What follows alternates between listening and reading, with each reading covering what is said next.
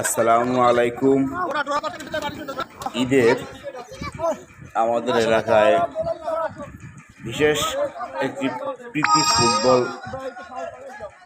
Match খেলার আয়োজন করা হয়েছিল।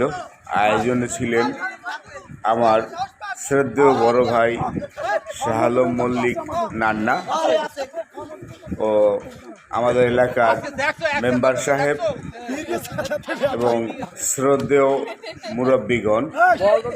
খেলাটি ছিল বিবাহিত এবং অবিবাহিত।